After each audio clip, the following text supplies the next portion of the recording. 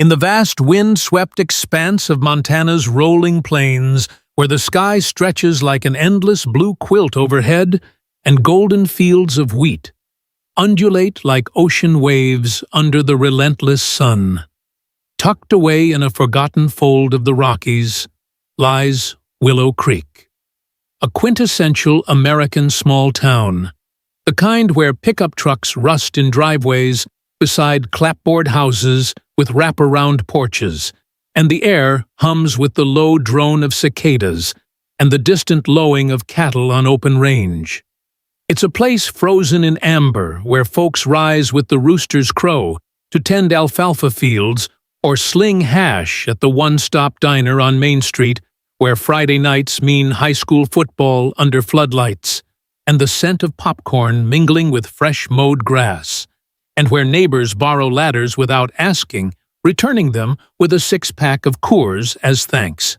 Willow Creek Elementary sits at the town's dusty heart, a squat brick building with a flagpole that clangs in the Chinook winds and a playground swing set creaking like old bones, educating a mere 30 kids from the surrounding ranch's wide-eyed tykes in Wrangler jeans and scuffed boots, who learn their ABCs amid the chalk dust and the faint aroma of peanut butter sandwiches. And ruling room 2 with the gentle authority of a prairie sunrise was Emily Harper, 27 years young, a hometown girl through and through, born in the back room of Harper's Diner to John and Margaret, who flipped flapjacks and poured bottomless coffee for loggers and ranch hands alike. Emily had the town's rhythm in her veins, summers spent barefoot in the creek, chasing minnows with mason jars. Winters huddled by the wood stove, her nose buried in dog-eared copies of Little House on the Prairie, dreaming of teaching just like Miss Beadle. College at Montana State had been a whirlwind of lectures and late-night cram sessions, but it couldn't lure her away for good. The pull of Willow Creek's starlit skies and sage-scented breezes was too strong. 2 years back, diploma in hand, she'd turned down a shiny offer in Billings to come home declaring over her folks' pot roast that these kids deserve a teacher who knows the taste of huckleberries and the sting of a branding iron. And oh, how those second graders loved her Emily, with her chestnut ponytail swinging like a lasso as she paced the room, turning fractions into frontier math problems about dividing trail rations, or history into yarns about Lewis and Clark fording the very rivers that bordered their playground. She'd perch on the edge of her scarred maple desk in crisp khakis and a starched white blouse that caught the light.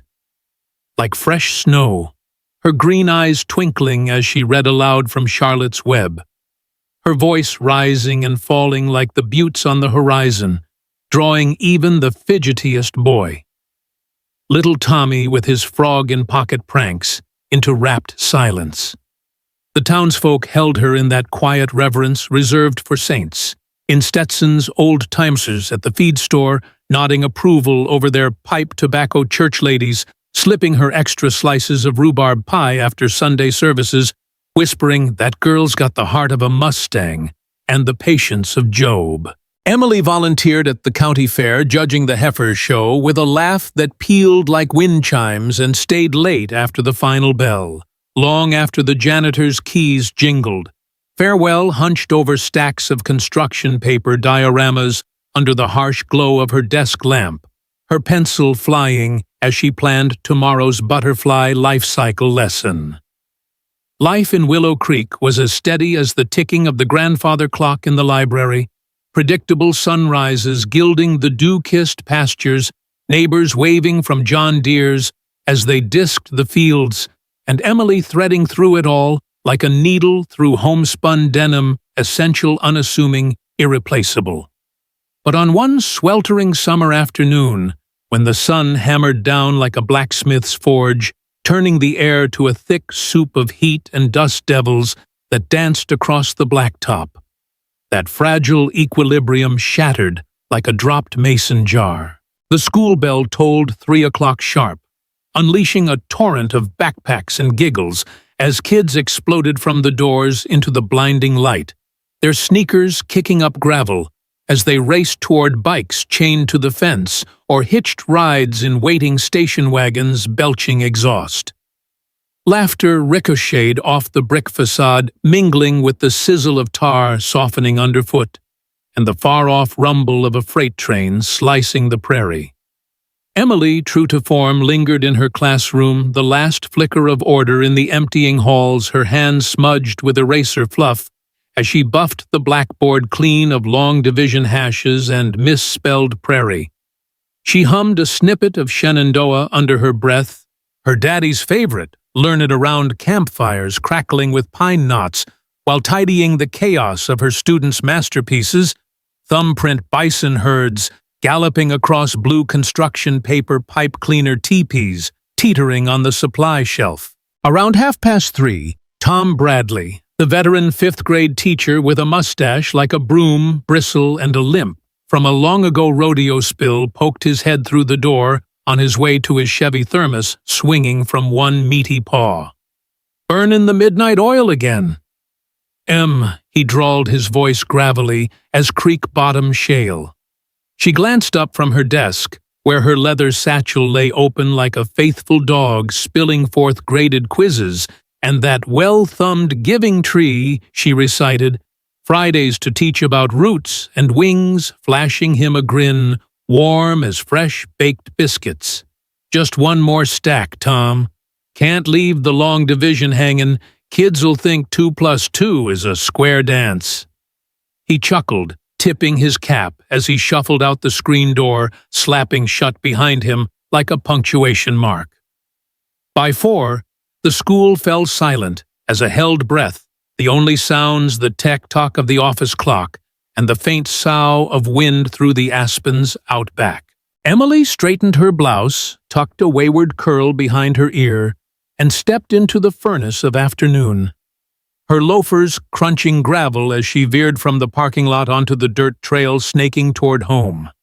A 15-minute jaunt she'd navigated blindfolded these past 2 years, a well-worn vein through the town's lifeblood.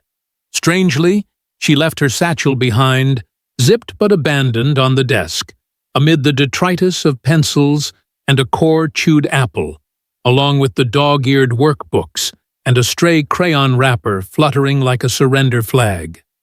Tom, fumbling keys at the supply closet, caught her silhouette through the window, a solitary figure striding purposeful into the haze white blouse, billowing like a mainsail ponytail bobbing as she melted into the ochre distance.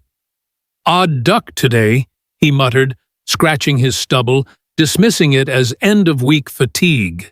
The trail was her daily sacrament, a rutted path flanked by wild lupine nodding purple heads and a thicket of ponderosas whispering conspiracies, cutting through pastures where Angus bulls grazed lazy under lone elms, their shadows pooling like spilled ink. It was the town's thoroughfare ranchers, trudging with lunch pails to the back 40 school kids, whooping on Schwinn with baseball cards, clothes pinned for rumble, even elk, slipping through at twilight like velvet phantoms. Safe as church on Sunday, sacred as the river's bend, where Emily once skipped stones with her brother Michael, dreaming of the teachers she'd become. But that day, as shadows elongated like accusing fingers across the tawny grass, Emily Harper stepped onto it and ceased to be. Her saltbox cottage on the town's fringe waited in vain, its tin roof winking under the dying sun, climbing roses her mama planted the year she was born, clawing the siding like desperate fingers. By evening, as dusk bled lavender across the buttes and crickets tuned their fiddles in the cooling air, the house squatted dark and hollow windows, black as unlit hearths, no wisp of chimney smoke or porch light to greet the night. Ordinarily, Emily would be elbow-deep in her ritual sizzling venison burgers, in the cast-iron skillet, the sizzle harmonizing with Patsy Cline, warbling from the transistor radio while she mulled lesson tweaks at the scarred pine table chamomile steaming in a mug chipped from her college days. The bed would be aired, quilt her grandma pieced from flour sacks, folded military neat, lavender soap's ghost, haunting the bath. But silence reigned breakfast's oatmeal bowl crusted in the sink faucet, dripping a lonely dirge. Armchair vacant by the window. To Kill a Mockingbird splayed open like a halted confession. Running shoes by the door, caked with trail dust, untouched. Neighbors, those hardy souls like the Millers next door, with their yapping mutt and victory garden, chalked it up to whimsy at first. Emily's likely joy-in with the librarian over new reads, Mrs. Miller might have reckoned forking pot roast as fireflies winked in the yard, or pitching in at the diner, charming stragglers with tales of Tommy's latest frog fiasco. Willow Creek was intimate. Folks ebbed and flowed like the seasons no fanfare needed. But dawn's rosy fingers crested the ridges, next morn gilding dew to diamonds on the fence rows, and stirring the town with blackbird's chorus unease, slithered in like Druidine Rion fog. The school stirred at 7:30, flag snapping up with a clank playground alive with early birds trading stickers or kicking dust. By 8, room 2 should have thrummed roll call's cadence, Emily's good morning partners rallying the troops. Instead, emptiness mocked desks in rigid rows, satchel sentinel on the blotter amid crayons, and a coiled jump rope chalkboard, pristine as new fallen snow. Kids filtered in, faces crumpling from sleepy glee to puzzled frowns as minutes mounted without her lilting voice. Tommy tugged Susan Miller's hem. Eyes saucer. Big Miss Harper, sick Mrs. M. She forget the spelling bee. Susan, 3rd grade, stalwart with her steel gray bun, mustered a smile thin as pie crust, herding them to color, while her gut knotted. Emily didn't dally. She was Dawn's first light thermoses of Joe for the lounge last out, with arms laden like a pack mule. Whispers swelled to buzz by 8:15 munchkins clustering doorward, peeking halls where shadows loomed long. Tom lumbered over Joe, sloshing, and the sight socked him. Chair vacant board, blank dust motes waltzing in sun shafts. Susan, this ain't her, he rasped, cap twisting in calloused hands. Girls' clockwork. They corralled the brood to the library for tales, then piled into Tom's F-150 engine, growling reluctant as they jolted toward town's edge. Morning bit crisp irrigation sprinklers, hissing rainbows over greening hayhawk, keening overhead like omen. Emily's bungalow loomed swift tin, freckled by hail hollyhocks, nodding in the yard her mama tilled. Truck cold in the drive. No grocery sacks in the bed. Tom cut the motor hush, pressing like thumb on windpipe. They mounted the porch boards, groaning protest. Emily Susan knocked knuckles, rapping tinny echo. Nada. Tom cupped eyes to glass kitchen tableau, twisting the blade oatmeal flaking like ash planner agape. At yesterday's scrawl field trip notes, trailing to ellipsis. Percolator, dead as doornail. Jesus, he breathed, recoiling. They circled hollering into the back where clothesline sagged barren, no man musad swirling in the Maytag tub. Locked doors, sealed panes, lilacs, rustling impatient. Neighbors roused the Miller's terrier, yapping frenzy. Hargrove, hosing tomatoes and mobbed with queries, tumbling. Spotted Emily post-school. Tom pressed voice taut. Mrs. Miller fretted apron folds, waved her down the trail, blouse white as surrender. Figured chilly, simmerin' by now, Hargrove squinted. Dogs went berserk. Dusk. Ward coyotes, I reckoned, but by 10, sun climbing, merciless principal, rang the sheriff's outpost, tone iron but frayed Bob Linda here. Emily's AWOL. House empty as a politician's promise. Robert Kane barreled in, cruiser devouring Miles' bearish frame taut under Stetson mustache, quivering his own lass in Emily's class, aping her every quirk. Deputies swarmed school and domicile like ants on spill, prying floor slats, flashlighting cubbies, no scuffle scars, no frantic jot, no bauble glint. Interviews sketched routine 4 p.m., citing trail-bound bag, ditched whimsy. Rushed, like Tom shrugged, but fine as frog hair. Kane scrawled furious, mobilizing the hamlet. By noon, sirens wailing summons to fire volunteers, VFW slinging subs for the fray. Throngs surged from spreads and stores, sticks supplanting pitchforks, binocs slung hats brimmed grim. They netted the trail, human chain over grasshopper, leapt meadows, creek gurgling guileless. Emily Harper choruses, ragged hills hurling back mocks hawks, keying scorn. Hooks dredged the stream, yielding weeds and rust. Pines parted brutal boughs, lashing gloom, fungal thick but barren, no rag flag, no locket snare. Dusk mauved the sky, lanterns kindling hesitant calls, fading hoarse. Kane rallied at the hall, flag-draped crates, his rostrum, we press. Speak shadows, murmurs, truck phantoms, bark frenzies, but vapor. Night-cloaked Willow Creek radios, hissing alerts, wind-wailing eaves.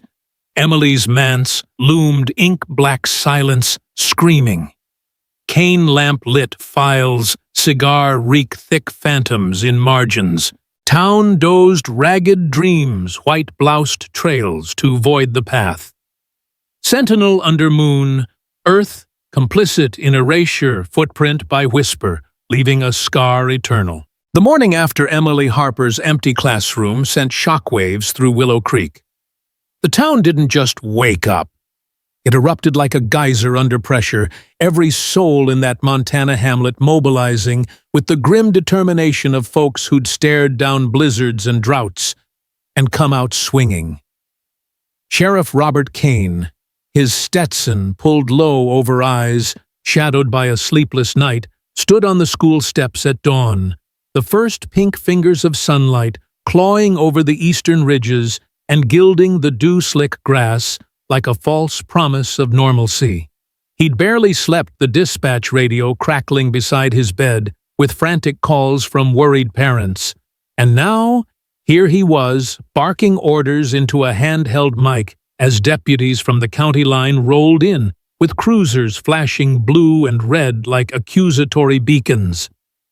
Fan out from the trailhead, Kane growled, his voice a low rumble, honed by years of wrangling bar fights at the Rusty Spur Saloon and mediating fence line feuds between ranchers. Every blade of grass, every rabbit hole, check it twice. Word had spread faster than a prairie fire fanned by Chinook winds. Emily was gone poof, like she'd been swallowed by the big sky itself. And Willow Creek, that patchwork quilt of hardscrabble families bound by blood and backroad barbecues, wasn't about to let one of their own fade into the ether without a fight. By 7 a.m., the parking lot brimmed with pickups and sedans, tailgates yawning open to disgorge coolers stocked with thermoses of black coffee, ham sandwiches wrapped in wax paper, and those foil-wrapped lemon bars from the Lutheran Ladies' Auxiliary that stuck to your teeth like sweet regret. Farmers in Carhartt overalls and steel-toed boots, their faces etched like old leather, from squinting into sunsets, shouldered walkie-talkies, and formed lines along the dirt trail, the very artery Emily had trod without a second thought the day before. Kids too young for school, but old enough to tote a water bottle, trailed their mamas, wide-eyed and whispering, while the VFW veterans, those silver-haired sentinels with purple hearts pinned to faded caps, leaned on canes and scanned the horizon with binoculars that had once peered through jungle thickets half a world away. The air hummed with urgency, thick as the scent of damp earth and wild onion crushed under boot heels, punctuated by the low drone of CB radios trading coordinates, grid 3 clear, nothing but gopher holes. Check the coulee by the old Jensen place, mind the rattlesnakes. Kane himself led the vanguard, his broad frame cutting through the knee-high fescue like a plow through fallow ground, deputies flanking him with notebooks flapping like startled doves. The trail stretched out, mocking simple, a rutted ribbon of ochre dirt, flanked by endless swells of grassland where bison ghosts might have grazed a century back, dotted with yucca spikes and the occasional twisted juniper clawing skyward like a beggar's hand. It should have been child's play to spot a sign, a scuff in the soil from her loafers, a thread from that white blouse snagged on mesquite thorns, held even a hairpin glinting in the sun. But the earth lay pristine, as if it had been combed by invisible hands overnight. No footprints marred the powdery surface, baked hard as adobe by the relentless July sun. No trampled wildflowers wept petals in betrayal. Not even a coyote scat hinted at disturbance. Kane knelt midway down the path, gloved fingers sifting loamy soil that crumbled like stale cornbread, his mustache twitching with frustration. "This ain't natural," he muttered to Deputy Ruiz, a wiry kid fresh from the academy with a mustache that looked painted on. "Folks leave marks, always do." A snapped twig, a boot print in the mud. "Something." Ruiz nodded, sweat beading his brow under the climbing sun, but his eyes darted uneasy to the horizon, where thunderheads brewed like unspoken omens. By mid-morning, the search had ballooned into a full-blown operation, volunteers plunging into the creek that paralleled the trail, a lazy ribbon of meltwater, no deeper than a man's shins, fringed with cattails that rustled like conspirators in the breeze. Ropes snaked into the current hooks, dragging the silty bottom, where minnows darted like silver shrapnel. But up came only tangled weeds and the glint of a rusted beer can from some long-ago tailgate. Nothing hollered back old Harlan from the water's edge, his waders sucking mud as he hauled himself out face slick as a greased pig. Water's too shallow for her to drown without floating up by now. The pines beckoned next, that shadowy thicket, where the trail veered off into a labyrinth of needle-carpeted paths. Sunlight dappled like spilled coins through the canopy. Flashlights pierced the gloom even at noon, beams dancing over ferns unfurling like green question marks, and logs mossy as forgotten gravestones. Branches whipped faces, sap gummed up sleeves, and the air turned cool and piney, laced with the fungal tang of decay. But again, zilch. No swatch of fabric fluttering from a limb like a distress flag, no locket chain tangled in underbrush, not even the buzz of flies that'd swarm a tragedy. Kane paused at a fallen ponderosa, its trunk furrowed like worry lines, and radioed the handler with the bloodhound. "Bring her in, Cal. Let's see what Sadie makes of this." Cal's truck crunched up minutes later, the baying hound leaping out with a lolling tongue and ears flopping like victory flags, her nose twitching at the leather satchel Kane had fetched from Emily's desk, impregnated with her scent of vanilla lotion and chalk dust. Sadie strained at the leash, baying deep and mournful, as she nosed the trailhead, then loped ahead with purpose, till a metronome of hope. The searchers parted like the Red Sea breaths held, as she quartered the dirt, pausing to snuffle a wild rose bush or a rabbit burrow, her paws churning dust devils in her wake. Halfway down, right at that unremarkable bend where the fields opened wide to the endless plain, flanked only by a weathered fence post and a lone cottonwood drooping like a weary sentinel, Sadie slammed to a halt. She circled frantic nose to ground whining low in her throat, as if the earth had lied to her, the scent evaporating like morning mist under the hammer of the sun. Cal tugged her collar coaxing with murmurs and treats, but she pawed the dirt, stubborn eyes, pleading confusion. "Ends here," Sheriff Cal said, wiping sweat from his bandana. "Like she flew the coop or got lifted." Kane's jaw clenched, a muscle ticking like a fuse. Lifted. The word hung heavy, conjuring visions of a snatch and grab in broad daylight. But who? Why, he marked the spot with orange flagging tape fluttering like nervous butterflies, then turned to no interviews, his notebook, a battered shield against the rising tide of questions. Back at the community hall, now commandeered as command central with maps pinned to corkboards and coffee urns belching steam, Kane grilled the usual suspects. Tom Bradley slumped in a folding chair, his coffee gone cold, recounting that last glimpse through the window. Emily striding out bagless, purposeful as a woman on a mission. Ain't like her sheriff. She lives by that planner color coded to high heaven. If she was meeting someone, she'd have said. Neighbors trickled in hats, in hands the Andersons from the homestead up the road swearing they'd seen her wave mid-afternoon, her blouse a white blur against the heat haze. Widow Hargrove, peering over her spectacles, mentioning that stray pickup rusted blue Ford, maybe with out-of-state plates rumbling past her place a couple days back, but couldn't swear to it, Bob. Eyes ain't what they used to be.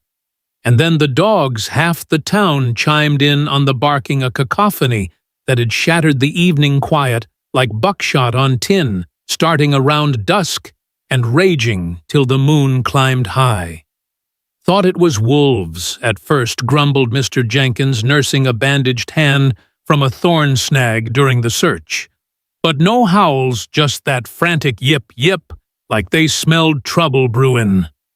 Kane jotted it all, the fragments piecing a mosaic more frustrating than revealing a ghost truck. Phantom barks a teacher who'd evaporated mid-stride.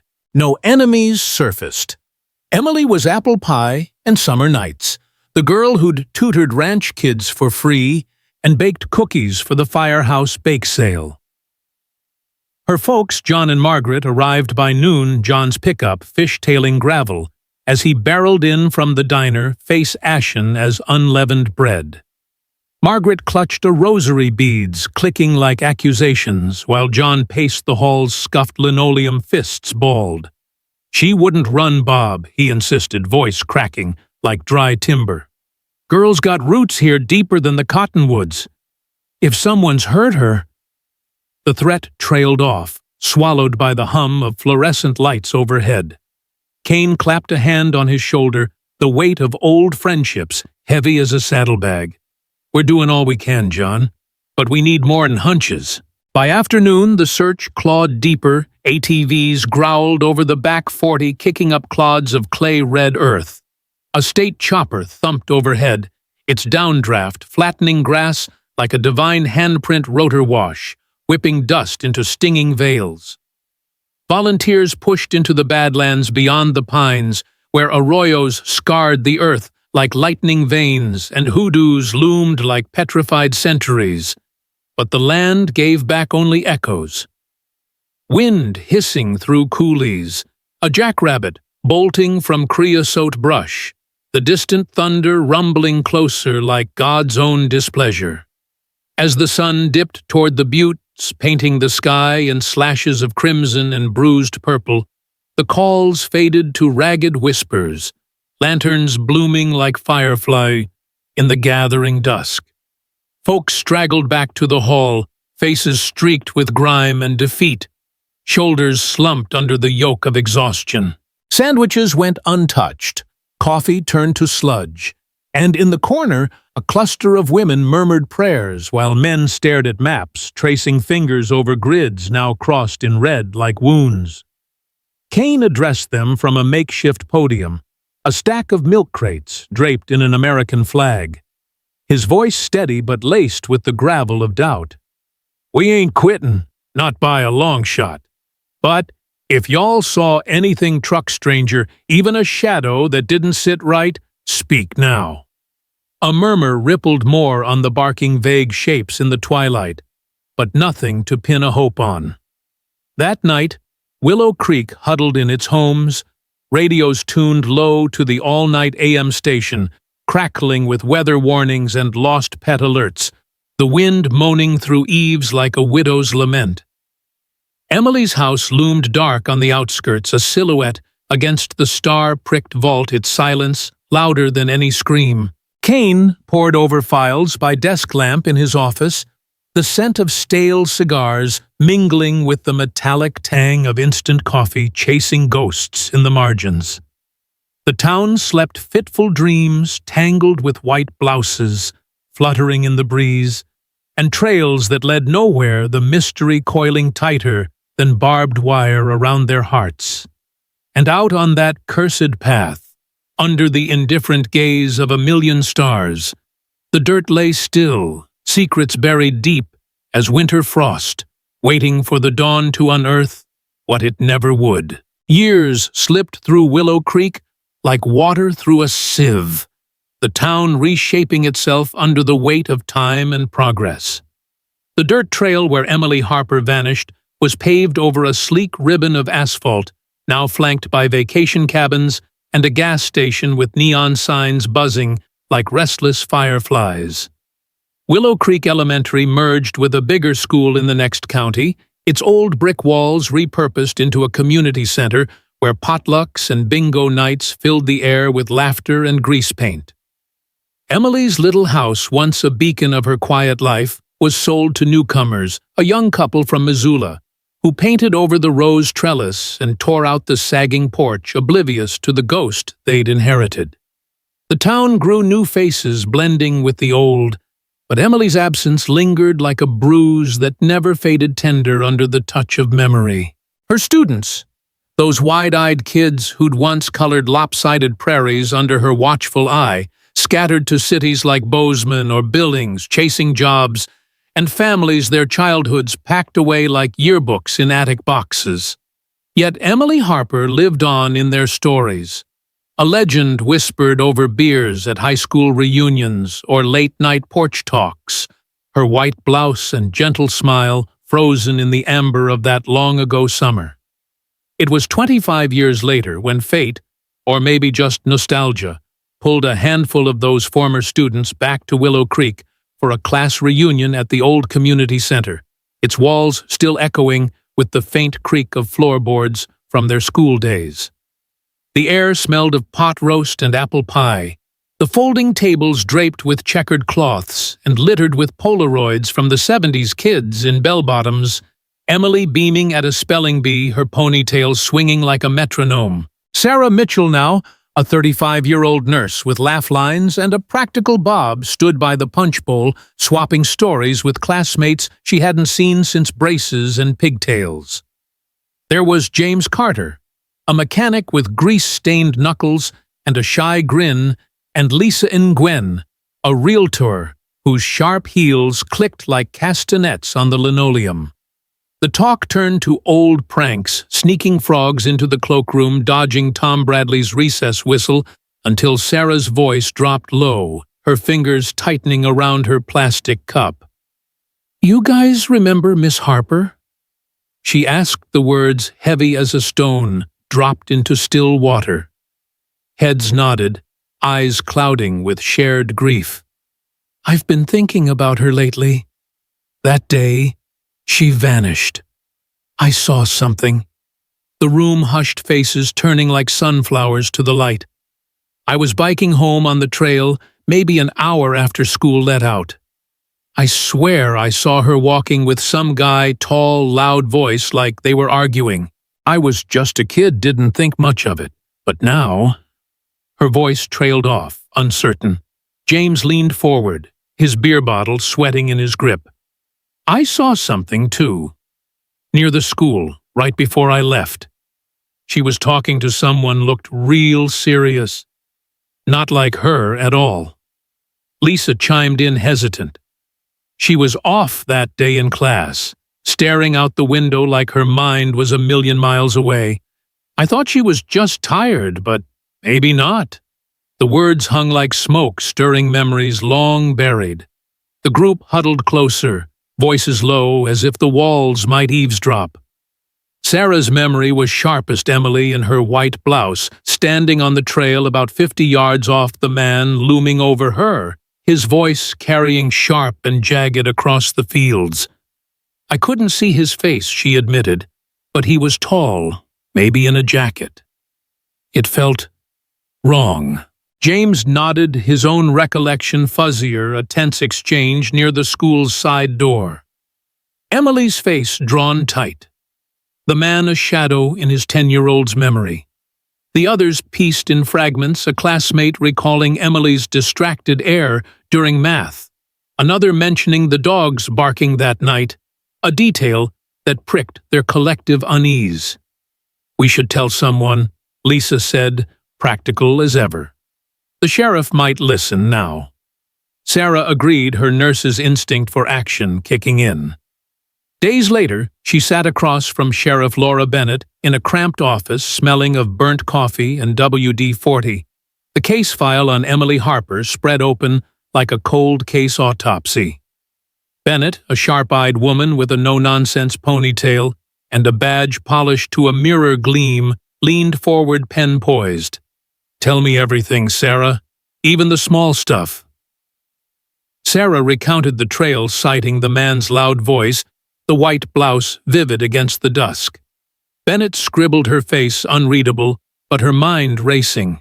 The original file, dog-eared and yellowed, was a testament to Sheriff Kane's doggedness. Interviews with every rancher teacher and gas station clerk in a 10-mile radius, maps crisscrossed with search grids, even a grainy sketch of that phantom truck no one could pin down. But the kids hadn't been pressed back then.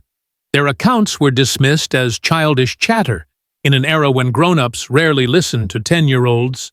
Bennett called in James and Lisa, cross-referencing their stories. James's memory of the schoolyard talk matched Sarah's in mood, if not detail, while Lisa's note on Emily's distraction added a thread.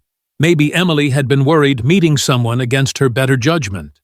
Bennett reopened the case, a flicker of hope against the weight of 25 years.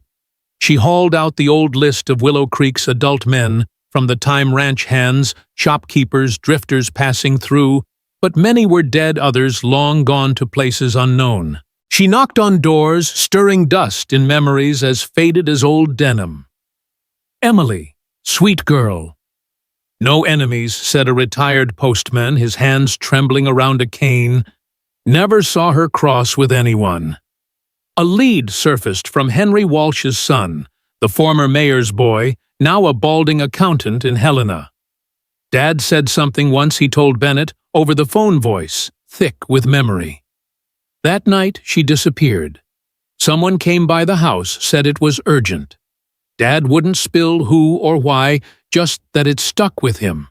Henry was gone, buried 5 years back, his secrets tucked away in a pine box. Bennett scoured the files again, chasing ghosts in Kane's meticulous notes, but the trail was cold as winter shale. The paved overpath offered no clues, the fields now dotted with cabins where no footprints lingered. Sarah's sighting hinted at foul play, a snatch on the trail, maybe a car waiting where the dog lost the scent. But without a face, a name, or a shred of evidence, it was smoke in the wind.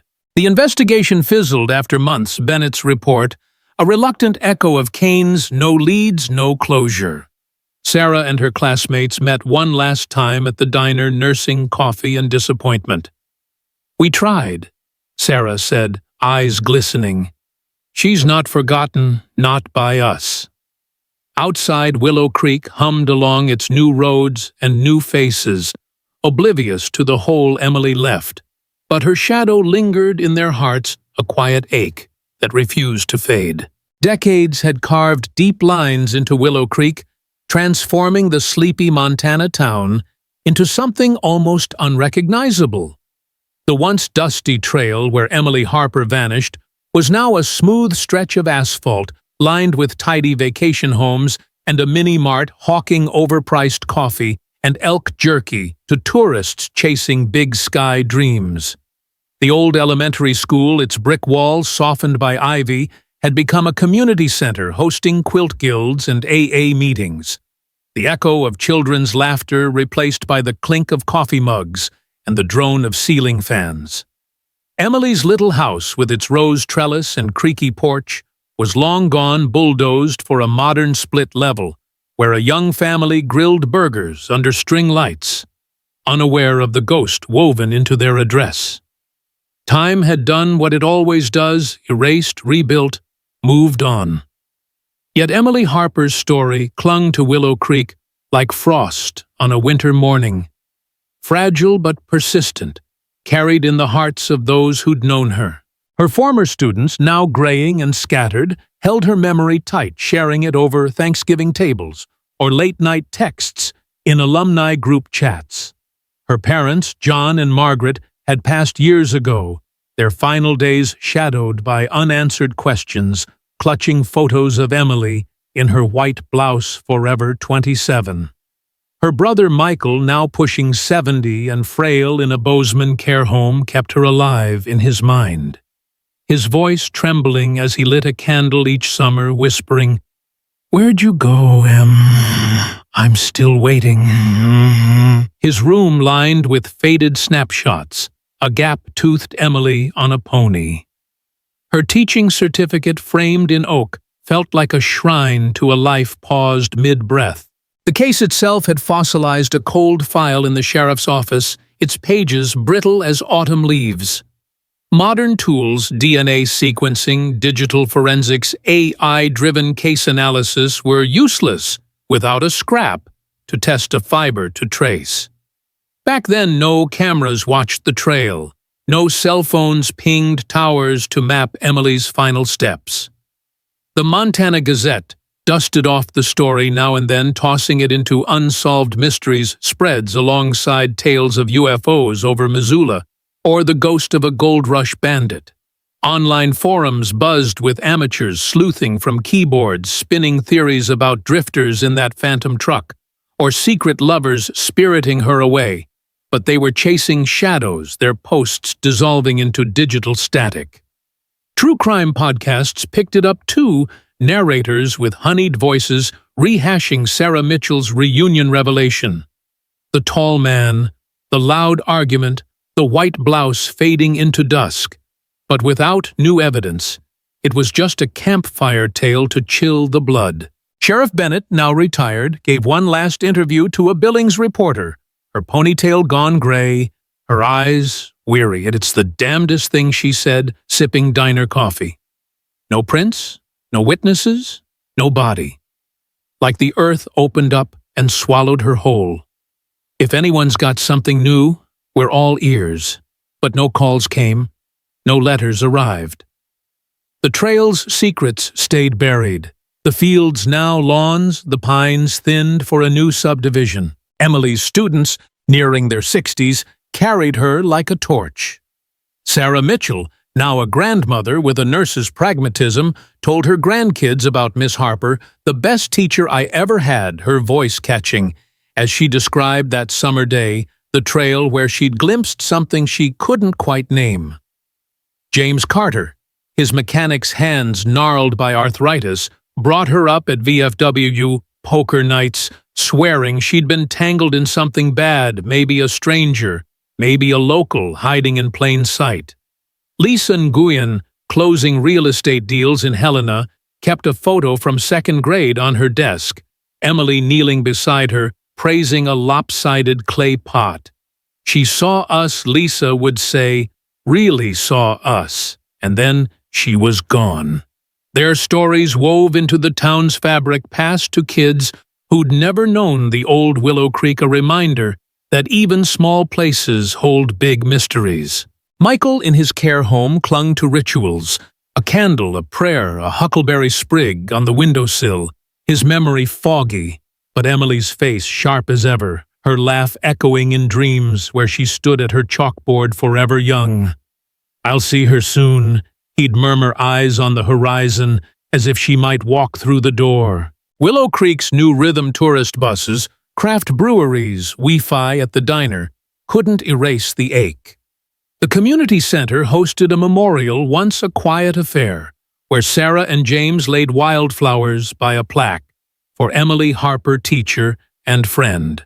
Townsfolk, old and new, paused to listen as her students spoke, their voices cracking with the weight of years. The mystery gnawed. Had she met someone on that trail? A planned rendezvous gone wrong? Was the loud-voiced man a stranger or a neighbor? Did a truck whisk her away where the dog lost her scent? Or was it simpler, an unseen fall, a hidden ravine, her body lost to the vast Montana wilds? No answers came, only questions that hung like dust motes in sunlight. Emily's story wasn't just a puzzle. It was a mirror reflecting the fragility of safety in a town where doors stayed unlocked, where trust was as common as sagebrush. It challenged Willow Creek to remember to keep asking to hold space for the lost.